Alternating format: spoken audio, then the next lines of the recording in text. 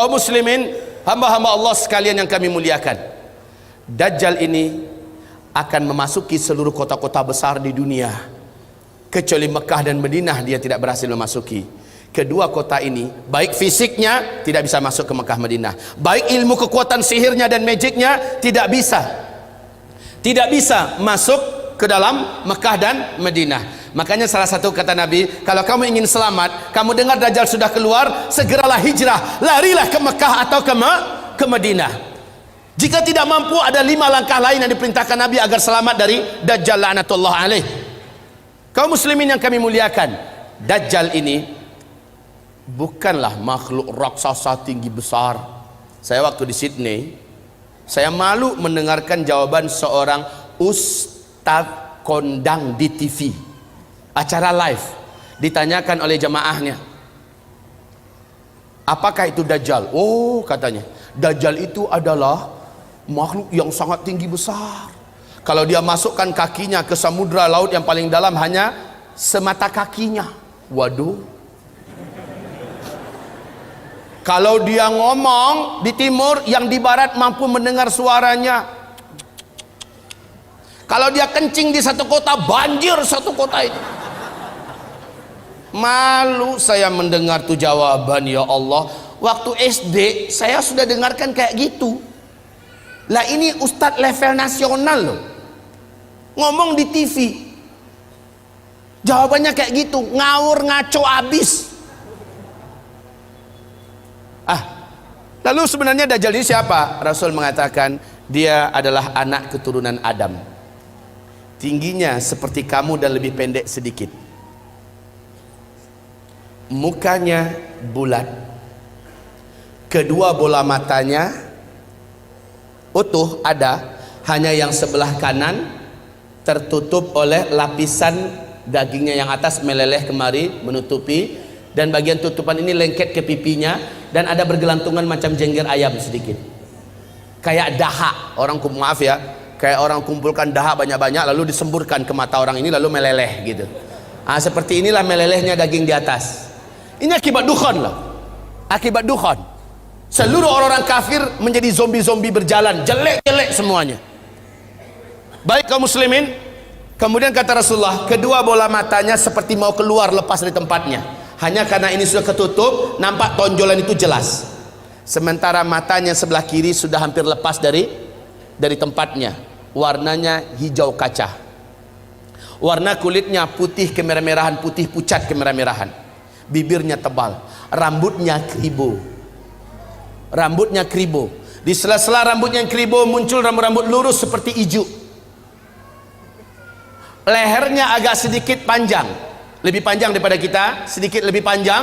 Bahunya mereng, dadanya bidang, full daging, sekel. Rasulullah mengatakan bila ia berjalan, kamu akan melihat kedua mata kakinya saling berjauhan dan kedua jempol kakinya saling berdekatan. Udah kebayang? Seperti ini. Oh, tapi kalau ketemu orang kayak gini jangan dibilang Dajjal.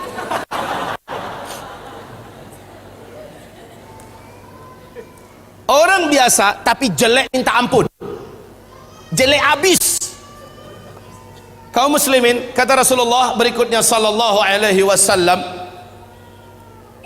bagi orang yang beriman, yang menurut Allah imannya masih sahih, menurut Allah imannya masih benar, dia diizinkan oleh Allah mampu membaca huruf ka, fa, ra di antara kedua alis matanya. Ada tertulis ka, fa, ra, yaitu kafir. Walaupun aslinya dia nggak pandai membaca Arab, membaca Al-Quran, tapi imannya menurut Allah sahih, dia akan mampu melihat itu. Kalau sempat ke beberapa papasan, dia mampu melihat kafara. Ibarat Allah yang kami muliakan, Rasulullah sallallahu alaihi wasallam bersabda, semua kemampuan yang jahat di bumi ini ada pada dia. Seluruh jin dan syaitan berkhidmat dan melayaninya, menjadi pengikutnya. Coba bayangkan, dukun mana di bumi ini yang sanggup menaklukkan seluruh jin dan setan? Sementara Dajjal dengan sukarela dan senang hati seluruh jin dan setan berkhidmat kepadanya dalam rangka, ya awas ya, di fase keempat ini adalah fase di mana setan jin dan setan manusia bersatu memperbanyak calon penghuni neraka. Di fase keempat ini, makanya ketika Dajjal muncul, ma baina khalqi Adam ila qiyamis sa'a fitnatun akbar minad Dajjal.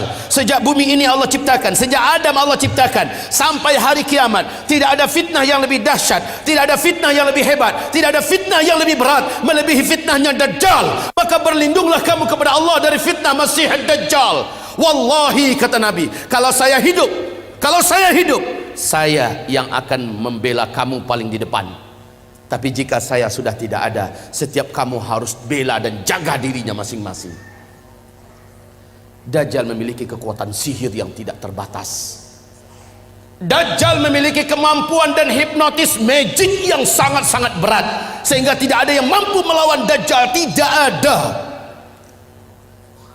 Ibarat Allah yang kami muliakan, Nabi perintahkan ketika kamu dengar Dajjal masuk ke kota-kota kamu, langsung sihirnya menyebar, yang menjadikan seluruh manusia yang juga sudah putus asa dengan beratnya beban hidup, dengan sukarela datang untuk menyongsong di mana titik Dajjal berada. Mereka berharap Dajjal bisa membagi-bagikan rezeki. Saat itu kata Rasulullah, wahai kaum lelaki, bawalah istri-istri kalian masuk ke rumah, ikat dia di dalam rumah, tambatkan dia di tiang-tiang rumah kamu. Carilah ibu-ibu kamu, bawa dia ke rumah, ikat kakinya, ikat tangannya, tambatkan dia di tiang-tiang di dalam rumah. Carilah anak-anak gadis kamu, selamatkanlah wanita-wanita kamu, karena sesungguhnya yang paling banyak sujud menyembah Dajjal ketika Dajjal masuk ke kota-kota di bumi ini adalah kaum wanita.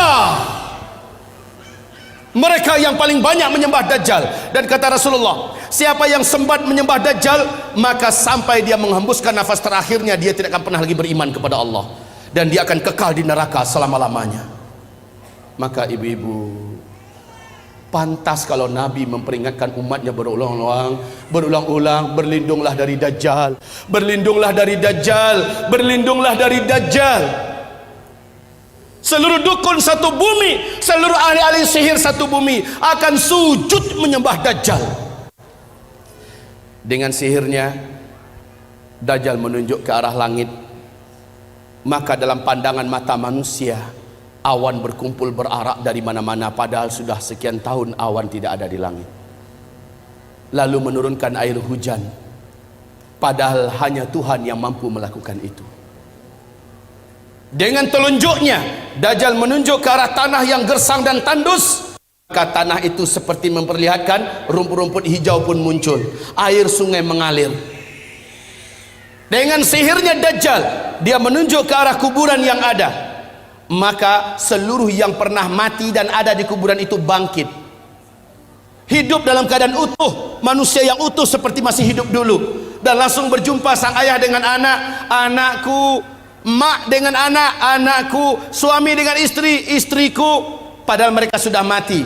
Ternyata terbongkar rahasianya. Rasul mengatakan itu seluruhnya bukanlah orang yang sudah mati, tapi jin-jin dan setan-setan yang menjelma menjadi orang yang dulu pernah hidup, agar menipu orang-orang yang masih hidup ini. Lalu mereka berkata, inilah Tuhan kita yang telah menghidupkan kami kembali.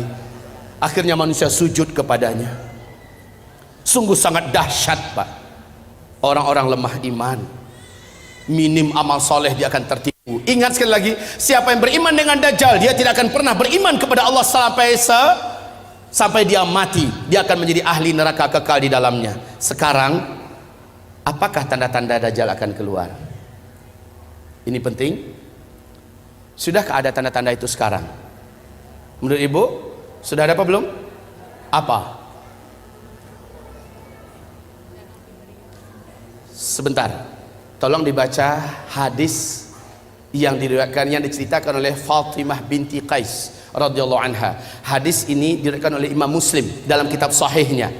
Hadis ini diceritakan juga perjalanan Tamim Ad-Dari sebagai seorang kapten kapal dengan 20 anak kapalnya. Mereka diombang-ambingkan oleh ombak laut yang sangat tinggi. Hari gelap, angin sangat kencang, hujan lebat turun, petir menyambar-nyambar. Mereka tidak mampu mengendalikan kapalnya, terdamparlah mereka di salah satu pulau laut Yaman. Satu malaman mereka masih stay di atas kapal. Besok ketika matahari terbit, laut sudah tenang, mereka pun turun ke pulau itu. Kemudian mereka masuk ke dalam pulau, berjumpa dengan seekor binatang, yang binatang tersebut tinggi dan besar, berkaki 4, bulunya lebat hitam. Binatang tersebut dapat berbicara dengan bahasa Arab yang fasih, dan dia memperkenalkan dirinya bernama Al-Jassasah, sehingga hadis ini oleh para ulama ahli hadis disebut dengan hadis Jassasah. Binatang ini ibarat Allah yang kami muliakan memperkenalkan diri. Apa kata Tamim Ad-Dari? Kami ketakutan, kami sangka ini adalah setan wanita yang berwujud binatang ini. Kami takut mau dicelakakannya. Hampir kami lari. Kami dicegat oleh binatang itu. Jangan kalian takut. Saya tidak akan mencelakakan kalian. Apakah kalian datang dari Arab?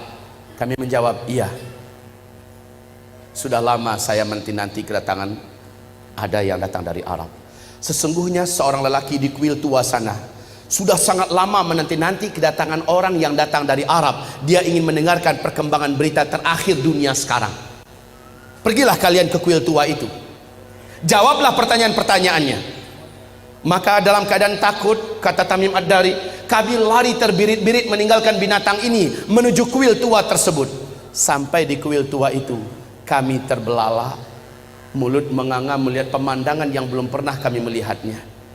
Seorang lelaki bertubuh gempal, kedua kakinya dirantai dengan rantai yang teramat sangat berat dan besar, rantai besi. Laki-laki ini tergeletak di lantai. Rantai itu bersambung mengikat kedua tangannya. Rantai yang berat besar dari besi. Rantai tersebut menyambung mengikat ke membelenggu lehernya. Lalu dia berkata, kalian tidak usah takut. Apakah kalian datang dari Arab? Kami menjawab, iya. Sudah lama saya menanti kedatangan kalian. Apakah di Arab sudah muncul seorang lelaki yang ummi, mengaku-ngaku menjadi nabi penutup, namanya Ahmad? Kami menjawab, sudah. Ahmad kan salah satu nama Nabi Muhammad SAW. Sudah dekat. Jika begitu, waktunya sudah dekat. Apakah kalian beriman kepadanya? Tamim Ad-Dari menjawab, sebagian kami ada yang beriman kepadanya, sebagian lagi tidak. Sebaiknya kalian beriman, maka selamatlah kalian. Dia bertanya lagi, dijawab. Dia bertanya, dijawab. Apapun pertanyaannya dijawab. Kemudian pertanyaan yang perlu menjadi catatan kita, sebagai tanda dia ini akan keluar, ternyata dialah Dajjal. Ternyata dia adalah Dajjal. Dia bertanya tentang dua hal. Tentang pohon kurma baisan. Tamim Ad-Dari berkata, apa yang ingin kalian tanyakan? Pohon kurma baisan itu hari ini masih berbuah enggak? Tamim Ad-Dari menjawab, sekarang masih, buahnya lebat.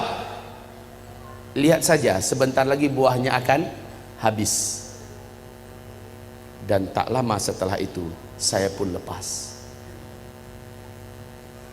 Dia bertanya tentang Danau Tiberias. Dia bertanya tentang Danau Tiberias.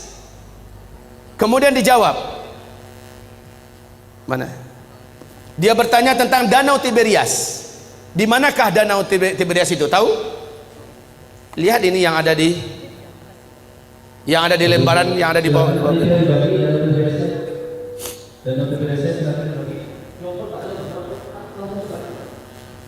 Ini sambil satu Joko Utara Pak, cepat.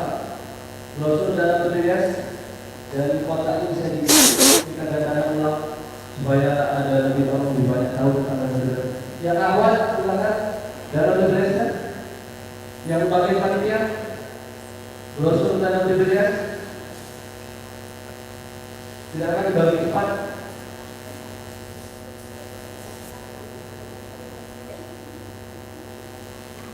Ayo, waktunya kita tidak lama.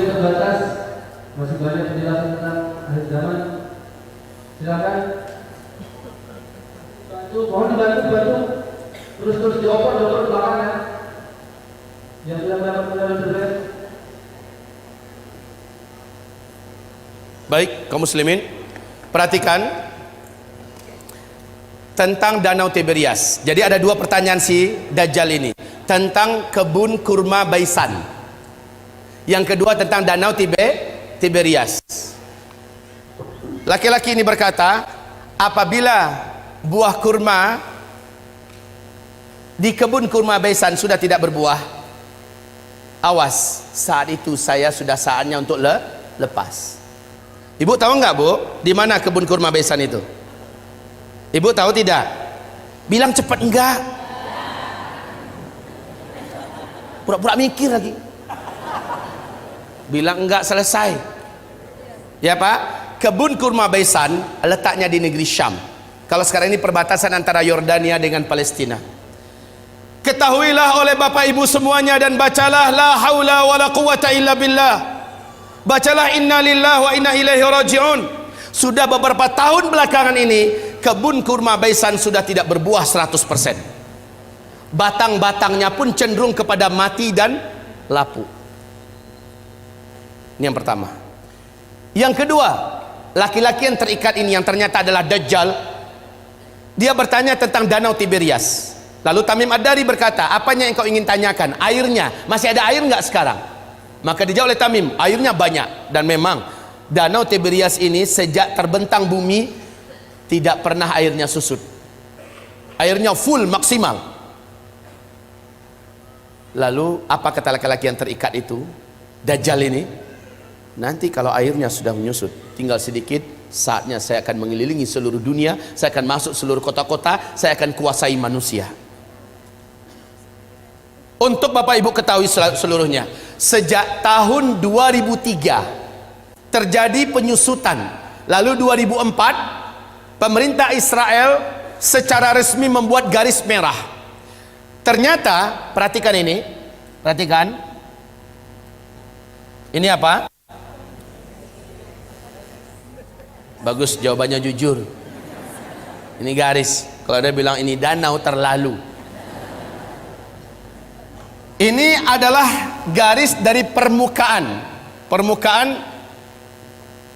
Danau Tiberias, ya. Ini dasarnya.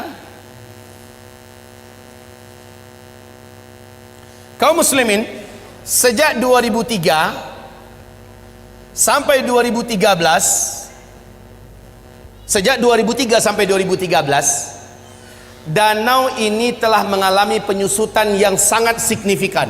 Padahal kedalaman danau ini hanya 45 meter saja. 45 meter saja. Ya. Dalam hanya hitungan 10 tahun sudah 16 meter menyusut airnya dari permukaan. 16 meter dari kedalaman 45 meter, maknanya sudah lebih 30%. Coba buka YouTube. Buka YouTube, ada di situ acara televisi resmi pemerintahan Israel menyebutkan kepanikan dan ketakutan mereka yang tidak bisa disembunyikan. Sebab apa? Ini danau, airnya sumber air satu-satunya bangsa Yahudi di Israel. Mereka nggak punya sungai, mereka nggak punya mata air yang lain, cuma ini. Di sini untuk air minum, air cocok tanam, air mandi, segala-galanya dari sini sumbernya. Dan sekarang air itu menyusut. Kaum muslimin yang kami muliakan, 16 meter sudah seperti ini posisinya.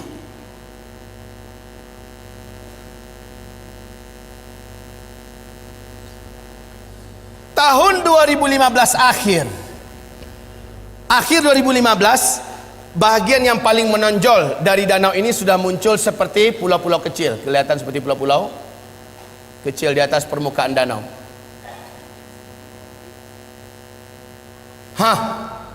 Kondisinya sekarang semakin menyusut. Awas, inilah yang menjadikan Syekh Abdullah bin Abdul Aziz bin Baz, mufti dan ulama besar Arab Saudi, sampai menangis ketika diberitakan kabar tentang perkembangan Danau Tiberias. Lalu apa kata beliau? Hadza zamanu khurujid dajjal. Inilah dia zaman kita, zaman saya, zaman tuan-tuan dan puan-puan semua, zaman bapak ibu dan zaman anak-anak kita masih hidup. Makhluk terlaknat ini akan keluar, Dajjal. La haula wala quwata illa billahil aliyil azim. penyusutan air ini sangat signifikan. Kecemasan dan ketakutan tidak dapat disembunyikan.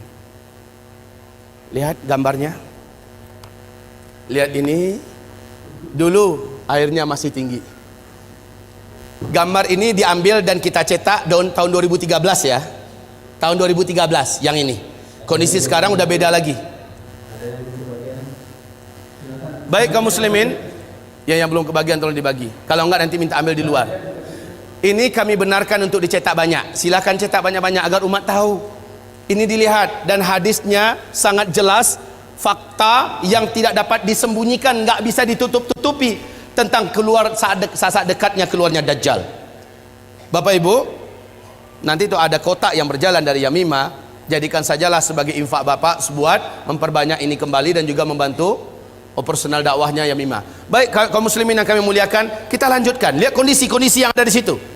Ini tahun 2013, 2015 sudah semakin menyusut. Sudah semakin susut airnya.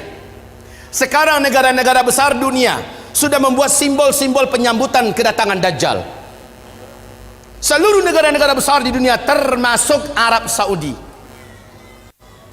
Lihat, Arab Saudi di Madinah, luar kota Madinah, sudah membangun istana kerajaan di satu bukit di luar kota Madinah. Ada yang tahu? Ada yang pergi umrah, pergi haji?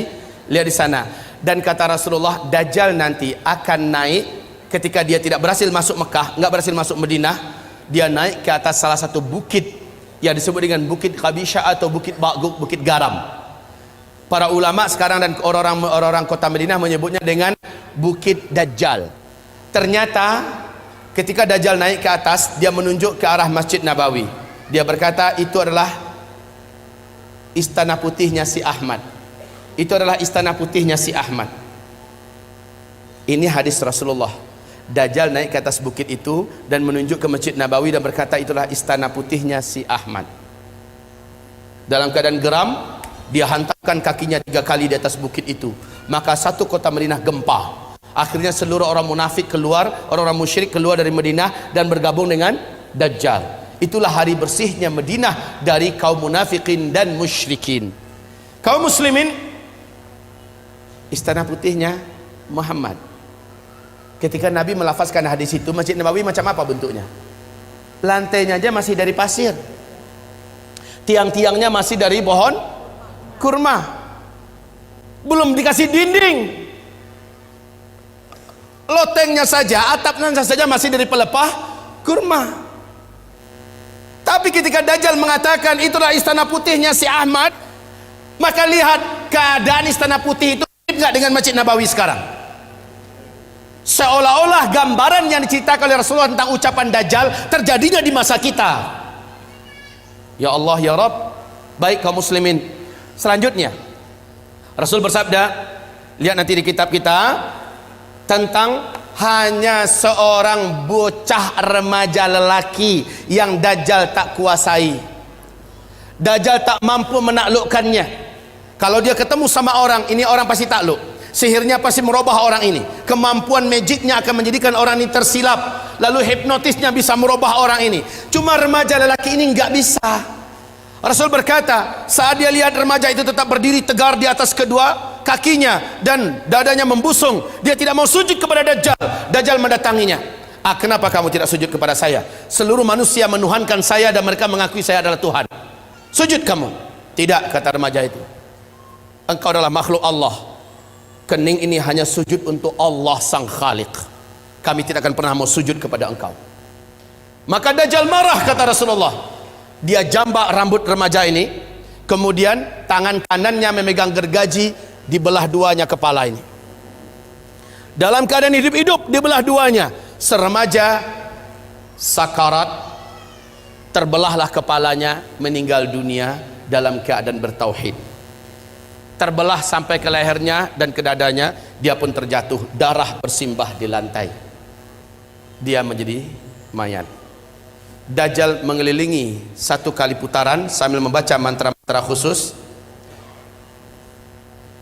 Setelah itu Dajjal menunjuk ke arah mayat remaja laki-laki ini. Qum, bangkitlah kamu, hiduplah kamu. Kalau selama ini Dajjal hanya dengan permainan sihirnya Tapi kali ini memang betul-betul Allah izinkan Dajjal bisa menghidupkannya kembali. Dan Allah izinkan tubuh yang tadi terbelah kembali bertaut. Bukan ilmu rawa rontek ya. Kembali bertaut, bersatu, dan kepalanya juga. Kemudian remaja ini bangkit.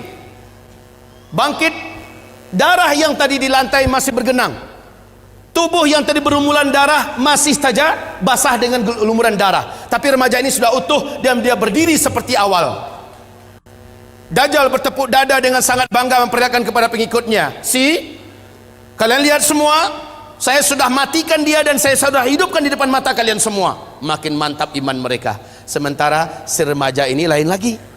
Loh, ente kenapa masih belum sujud pada saya? Saya sudah buktikan pada ente, saya adalah Tuhan ente. Sujud, kata Dajjal. Sorry Jal, justru dengan yang kamu lakukan pada saya sekarang makin memantapkan iman saya. Kamu asli Dajjal. Saya baca hadis Rasulullah, Dajjal akan membunuh seorang lelaki yang tidak mau, seorang remaja lelaki yang tidak mau tunduk kepadanya, kemudian menghidupkannya kembali. Tapi ada lanjutan dari hadis Nabi, ente tak akan mampu lagi membunuh saya kali kedua. Dan sejak hari ini ente tak akan mampu membunuh siapapun saja manusia. Kemampuan ente sudah diangkat oleh Allah. Hai manusia, sadarlah kalian, ini Dajjal. Dajjal marah, ingin membunuhnya kembali, memang hilang kemampuannya. Nah, kaum muslimin, hamba-hamba Allah yang kami muliakan, remaja lelaki. Remaja lelaki. Dalam ilmu sosial, hitungan remaja itu usianya, ilmu sosial loh ya, belasan tahun Pak. 12, 13, 14, 15, 16. Ada yang berselisih di usia 17. Ini usia remaja dalam hitungan ilmu sosial. Bapak Ibu dengar tidak berita yang mengguncang dunia Arab, sampai seluruh TV-TV Arab memuat berita ini yang masih ada di YouTube. Wawancara eksklusif yang disebarkan di televisi-televisi Arab, yang saya tonton langsung adalah di Qatar TV, bahwa masuk tahun ke-13 sekarang telah lahir seorang bocah atau bayi laki-laki di Palestina. Bayi ini dapat berbicara dengan bahasa Arab Fusha 1 kali sebaik dia baru saja keluar, baru saja lahir dia berbicara. Habis itu dia normal seperti bayi-bayi pada umumnya.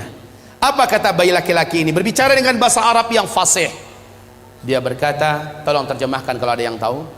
Ana rajulun sayaqtuluni Dajjal wala yaqtulu ba'di ahadan abada au kama qala. Ada yang bisa menerjemahkan? Hah? Bilang saja enggak ya. Oke, sama-sama kita terjemahkan. Ana apa? Itu bisa. Rajulun, seorang lelaki, sayaqtuluni Dajjal, yang nanti akan dibunuh oleh Dajjal, wala yaqtulu ba'di ahadan abada, setelah saya Dajjal tak sanggup membunuh siapapun saja lagi selama-lamanya. Kemudian dia normal menjadi lelaki, bayi pada umumnya. Jika berita ini betul-betul terjadi, kalau beritanya benar, saya sudah menyaksikan sendiri di TV-TV Arab, pernah di YouTube juga masih ada disimpan, filenya masih bisa kita tonton Pak ya. Cuma jika berita ini benar, semakin menguatkan bahwa Dajjal memang sudah saatnya keluar.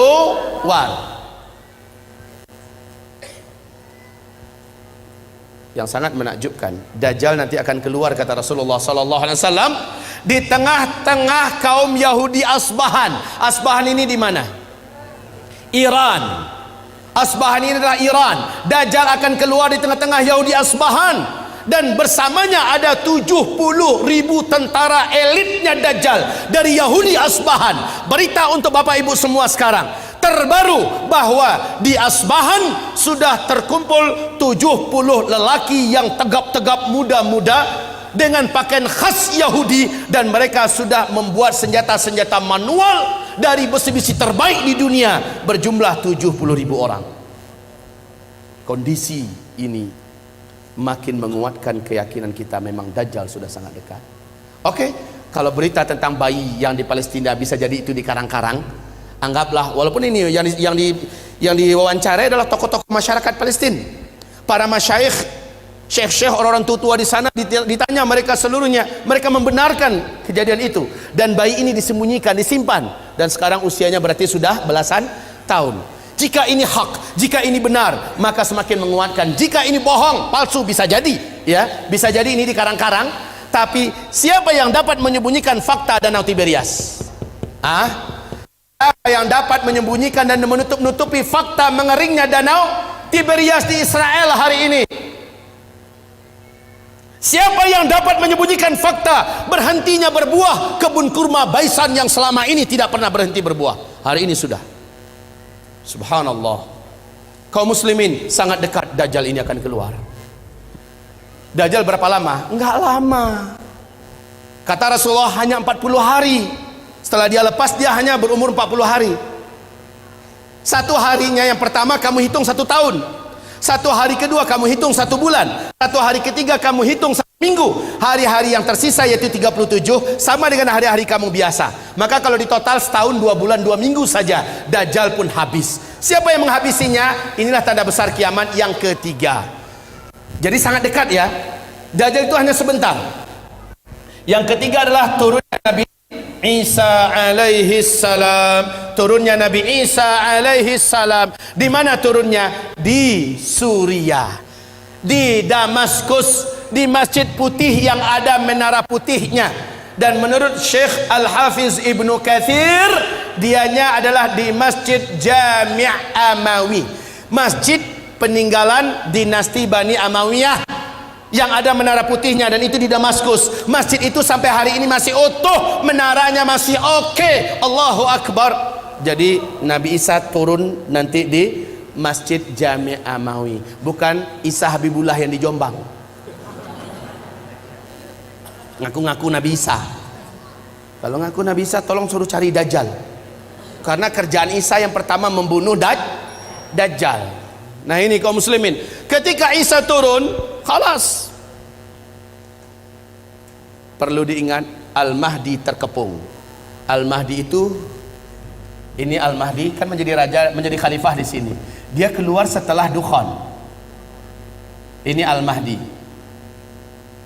Dari sini Al-Mahdi menyatukan dan memimpin seluruh umat Islam sedunia menghadapi hari-hari berat sampai dia ditolong dan dikuatkan oleh Isa alaihissalam. Lalu setelah melewati fase tanda besar kiamat yang keempat, masuklah masa-masa aman. Al-Mahdi menjadi khalifah di sini.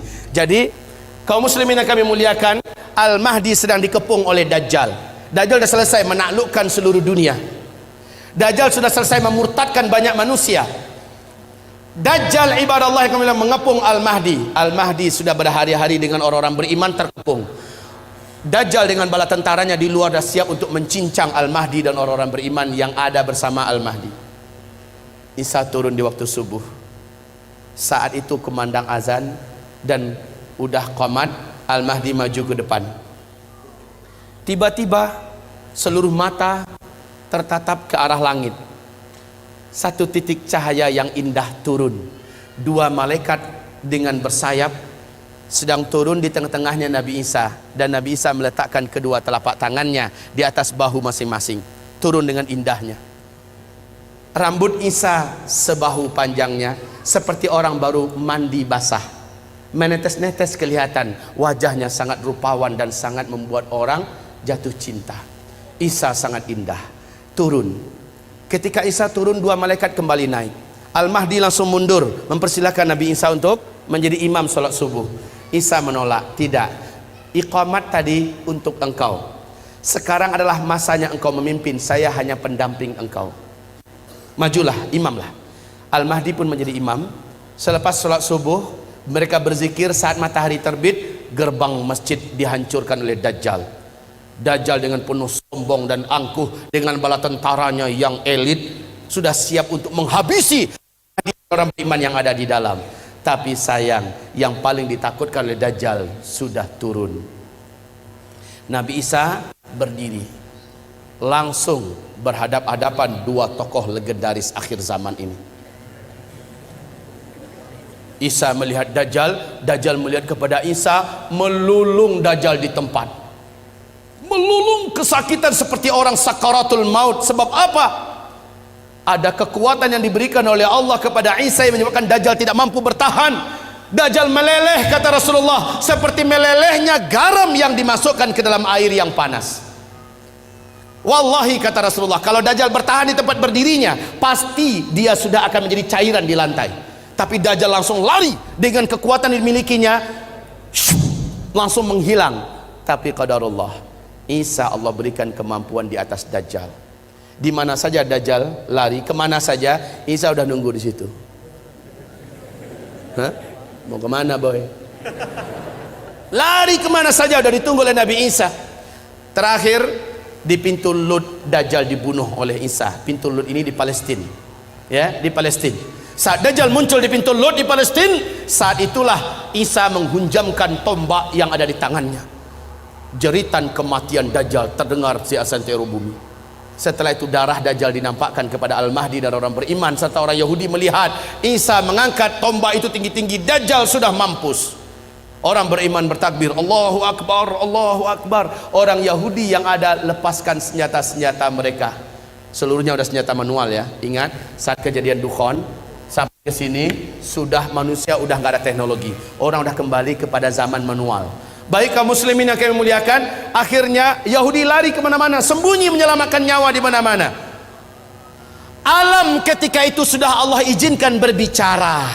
Lobang tempat Yahudi bersembunyi berbicara, hai muslim, sini ada Yahudi sembunyi di dalam lobang saya nih, sini tangkap dia, uktulhu, bunuh dia. Kalau kata orang Curug Bengkulu, konoh. Kalau kata orang Minang, dabiahnya, habisin. Sembunyi di balik tembok, tembok bicara, beritahu di mana orang Yahudi. Sembunyi di balik pohon, pohon bicara, ya muslim ta'al hadza yahudiyun warai ta'ala faqtulhu, bunuh dia. Illal gharqad, kecuali pohon gharqad, fa innaha syajarul yahud, sesungguhnya gharqad adalah pohonnya Yahudi. Hanya pohon gharqad yang diam. Ternyata lebih 12 tahun yang lalu, hampir masuk tahun ke-13 sekarang, Rabi-rabi Yahudi telah mewajibkan Perdana Menteri yang menjabat Perdana Menteri di Israel wajib menanam pohon gharqad. 2 juta batang pohon star dimulai ditanam di Israel. Hari ini pohon-pohon gharqad sudah setinggi 16 meter, 14 meter. Masya Allah, udah siap untuk melindungi orang ya Yahudi. Lah masalahnya hadisnya kan udah bocor duluan. Orang beriman kan dah tahu kemana Yahudi sembunyi terakhir, ya kan? Mereka tinggal bawa senjata ke kebun pohon gharqad. Lihat, ada kutu satu sembunyi. Ceklek mati. Kemana-mana sembunyi Yahudi, pap, pap, habis Yahudi, habis. Isa langsung mengumumkan salib adalah batil. Maka orang-orang Nasrani berbondong-bondong masuk Islam. Terjadilah tanda besar kiamat yang keempat. Langsung lepasnya bangsa paling kejam, paling buas, paling brutal, paling jahat tak terkalahkan, dan jumlah mereka menyelimuti seluruh permukaan bumi, Ya'juj dan Ma'juj. Jumlah mereka kata Rasulullah dalam 1000 manusia. Apa? Aduh, mau lepas jantung saya.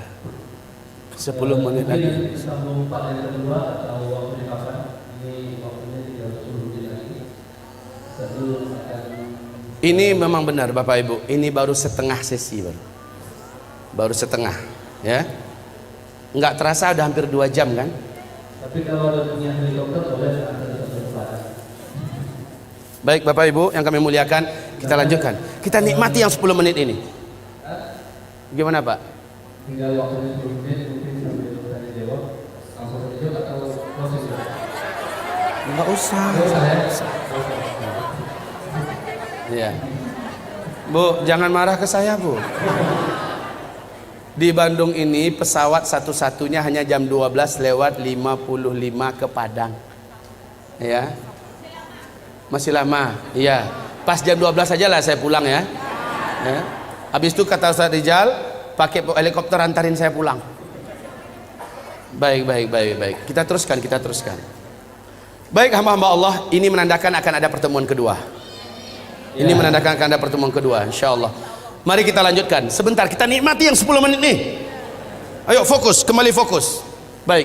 Kaum muslimin yang kami muliakan, Ya'juj dan Ma'juj ini jumlahnya kata Rasulullah, seluruh daratan gurun Sahara dan tanah yang seluas-luasnya di Jazirah Arab, di negeri Syam, Khurasan, ya, seluruhnya akan tertutupi oleh banyaknya jumlah Ya'juj dan Ma'juj. Ya'juj Ma'juj ini adalah anak cucu Adam juga, manusia, tetapi yang ditaklukkan oleh Iskandar atau disebut dengan Dzulqarnain, Iskandar yang agung. Kaum muslimin, setiap 1000 manusia jumlah mereka 999 orang. Satunya adalah kamu. Saking banyaknya sehingga Allah mengatakan, hai Isa, hari ini tidak ada yang mampu mengalahkan Ya'juj dan Ma'juj. Bawalah hamba-hambaku bersamamu, bawalah mereka lari ke atas gunung Tursina.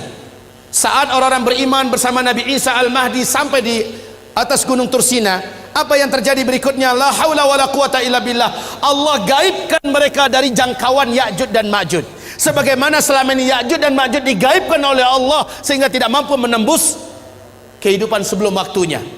Kaum muslimin yang kami muliakan, singkatnya Allah yang hancurkan Ya'juj dan Ma'juj. Sehabis itu baru manusia masuk masa-masa aman. Cuma masa ini tidak lama kata Rasulullah.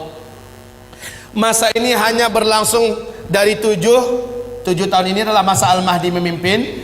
8 atau tahun ke-9-nya Al-Qahtani. Berarti maksimal hanya 9 tahun saja masa-masa aman ini.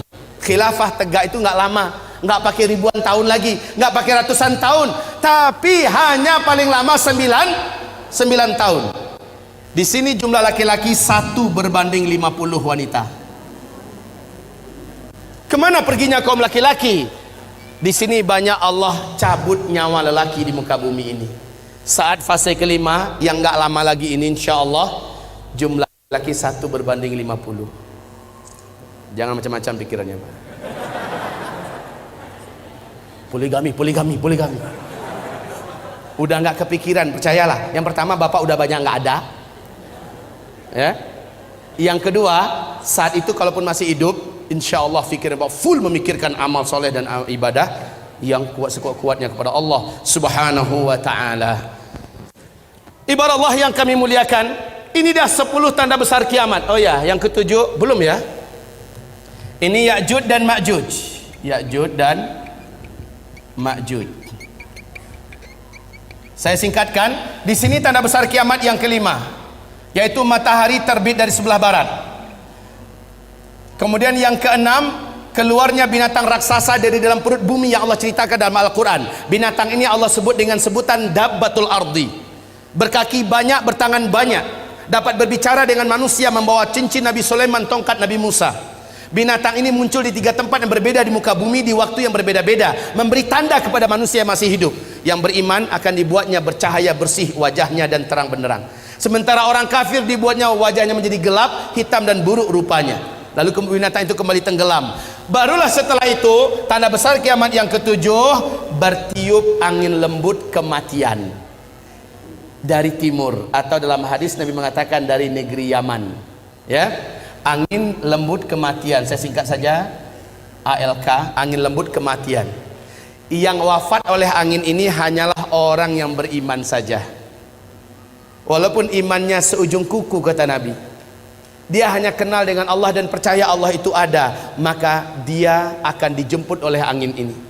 Saat dia tersentuh oleh angin tersebut, walaupun dia di dalam gua, walaupun dia di atas gunung, ada di lembah, ada di pulau, angin tersebut akan sampai ke sana. Saat terhirup olehnya angin itu, saat tersentuh dia oleh angin itu, dia pun tergeletak di tempat, meninggal di situ. Serentak satu muka bumi umat Nabi Muhammad meninggal dunia. Inilah tanda besar kiamat yang ke-7. Tanda besar kiamat yang ke-8, 9, 10, insya Allah sudah tidak ada lagi orang Islam yang menyaksikannya. Maknanya kiamat besar, kehancuran alam semesta tidak akan pernah disaksikan oleh umat Islam, alhamdulillah, kecuali orang Islam yang gagal menyelamatkan imannya ketika Dajjal keluar. Peluang ini akan ditemukan, mungkin ada. Apa tanda besar kiamat yang ke-8? Yaitu tenggelamnya seluruh daratan bumi di sebelah timur, Australia, New Zealand, Indonesia, Malaysia, Brunei, Singapura, Thailand, Filipina, Jepang, Cina, India, Pakistan, yang seluruh negeri Asia Tengah, bahkan Rusia tenggelam seluruhnya masuk ke dalam bumi. Tanda besar kiamat yang ke-9 langsung menyusul. Seluruh daratan bumi sebelah barat tenggelam masuk ke dalam laut, yaitu Brasilia, Amerika Serikat seluruhnya, Afrika, Eropa, ya, seluruhnya, Suriname tenggelam masuk ke dalam laut. Yang tersisa adalah satu ketul bumi, ya. Yang tersisa adalah satu daratan bumi yang ada di Timur Tengah. Nah, inilah dia, Jazirah Arab dengan Syam. Hanya ini yang tersisa. Jazirah Arab ini adalah Yaman. Ini adalah Yaman, daratan paling bawahnya. Kata Rasulullah, tanda besar kiamat yang ke-10 adalah dari daratan negeri Yaman, dari dalam perut buminya muncul api yang teramat sangat besar dan kuat, panas setinggi-tinggi gunung, dan paling rendah itu setinggi bukit. Api ini muncul yang menyebabkan orang-orang yang masih hidup di daerah ini kepanasan, dan seolah api ini akan mengejar mereka. Mereka lari sekencang-kencangnya menuju ke Syam. Saat seluruh manusia sudah bersatu dan berkumpul seluruhnya di negeri Syam, barulah malaikat Israfil meniup sangkakala yang pertama. Kiamat besar dimulai. Untuk pemberitahuan kepada Bapak Ibu, buka YouTube, lihat di Yaman hari ini sudah ada satu fenomena alam yang menakjubkan dan menakutkan. Sudah ada satu kawasan area yang panas seperti di seperti lumpur Sidoarjo. Panas, tapi bukan lumpur yang keluar. Saat didekati oleh para pakar dan ahli bumi, ditemukan banyak lubang-lubang dan rekahan tanah. Dilihat dari dekat, ternyata di dalam lubang itu ditemukan gelombang tekanan api yang lahap-melahap antar sesatu dengan yang lain. Sudah mulai Allah lakukan start pemanasan. Isyarat bagi manusia udah dekat loh. Tanda ke-10 kiamat, tanda besar kiamat yang ke-10, sudah Allah nampakkan isyaratnya sekarang. Memang belum keluar apinya, tetapi sudah ditemukan sumber energi api itu, yang sampai hari ini belum dapat diputuskan berapa kekuatan daripada energi api yang ada dalam perut bumi di negeri Yaman, yang hari ini sudah mulai ditemukan. Kaum muslimin, sudah sangat dekat. Apabila ini saya sampaikan, karena waktunya sudah habis, apabila ini saya sampaikan, masih ada setengah lagi ya, masih ada setengah lagi. Dan ini yang terpenting, ini sengaja saya kosongkan, padahal disinilah uraian yang paling strategis. Inilah yang paling inti. Saya berharap jika umur kita tidak panjang, ini ada kaset di luar, bisa dilihat. Kemudian jika tidak ada, di YouTube, tulis saja nama saya Zulkifli Muhammad Ali. Tapi ya, sengatan dan energi yang mengalir ketika mendengar langsung macam ini beda dengan nonton YouTube. Setidaknya saya bersyukur pada Allah, sudah banyak yang Allah turunkan hidayah ke hatinya selepas mendengarkan ini. Sudah banyak yang mengalami perubahan, baik remaja, lelaki, wanita, tua, muda, banyak yang telah diberi oleh Allah hidayah. Kaum muslimin, saya menyampaikan ini bukan untuk membuat semangat hidup Bapak Ibu jadi kendor, pulang-pulang udah kayak gini bahunya. Bukan, saya ingin setelah mendengarkan ini bersikaplah seperti para sahabat. Sahabat setelah mendengarkan uraian akhir zaman dari Rasulullah, mereka bersikap sangat menakjubkan. Kalau begitu, waktu sudah tidak lama lagi tersedia. Umur saya yang ada juga sudah tidak lama lagi ada. Maka dengan waktu yang masih hidup ini, keadaan yang masih aman ini, saya akan pastikan saya harus banyak amalnya. Harus berat timbangan amal soleh saya di akhirat. Apalagi Bapak Ibu yang akan menghadapi huru hara yang teramat sangat berat. Orang yang beriman yang amal solehnya banyak loh yang akan selamat ketika Dajjal keluar. Hanya orang beriman yang amal solehnya yang kuat yang akan diselamatkan oleh Allah. Ketika dukhon terjadi, hanya orang beriman yang beramal soleh lah yang diselamatkan oleh Allah Subhanahu Wa Taala. Banyak petaka-petaka menjelang ini yang belum saya uraikan sekarang. Hanya orang beriman yang beramal soleh. Wahai tuan-tuan yang mulia, wahai Bapak Ibu sekalian yang saya cintai, mendengarkan uraian ini bertekadlah saya harus berubah. Saya harus menjadi lelaki yang lebih soleh, suami yang lebih bertanggung jawab, orang bekerja yang lebih jujur dan lebih amanah. Jangan sampai mendengarkan pengajian ini langsung buat resign, surat pengunduran diri, mengingat, menimbang dan memutuskan. Jangan, justru dirubah. Semua yang dijalani dalam hidup ini teruskan, tapi mindsetnya dirubah. Hayya 'alas shalah. Dimanapun berada, jika Allah memanggil, kecilkan semua yang lain. menujulah ke masjid berjamaah salat 5 waktu. Al-Quran, akrabkan diri, bacalah Al-Quran. Kalau ketika Al-Qurannya ada, kalau tidak yang hafal di mulut, sering-seringkan membacanya. Hafalkan dari sekarang surat Al-Kahfi 10 ayat pertama atau 10 ayat terakhir, karena ayat ini menjadikan kita tidak mampu ditembus oleh Dajjal, baik sihirnya, kekuatannya, dan bahkan kita tidak akan nampak oleh Dajjal kalau kita membaca surah Al-Kahfi. Sebab Allah melindungi pemuda-pemuda Kahfi dari incaran dan kejaran penguasa zalim. Allah lindungi mereka, makanya dijadikan surah Al-Kahfi surat yang harus dihafal. Baik, dan seterusnya dan seterusnya. Insya Allah kita bertemu kembali. Semoga sahabat Yamimah bekerjasama dengan pengurusi DKM Masjid Istiqomah ini agar pertemuan kedua nanti bisa dilanjutkan. Bertekad hadir ya Bu ya? Bertekad hadir Pak?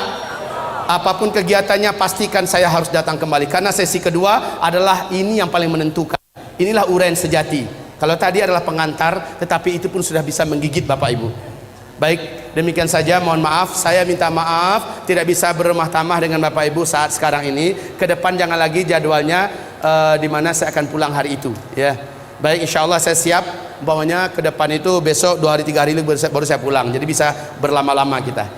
Demikianlah dari saya. Nastaghfiruka ya Allah wa natubu ilaik. Buku ini senantiasa saya bawa kemanapun saya ceramah. Zikir akhir zaman, di dalamnya memuat dalil-dalil tentang kejadian-kejadian ini, baik dari ayat, dari hadis-hadis Nabi, dan yang paling penting dari kitab Zikir Akhir Zaman. Di dalam kitab ini memuat semua perlindungan-perlindungan yang diperintahkan Nabi.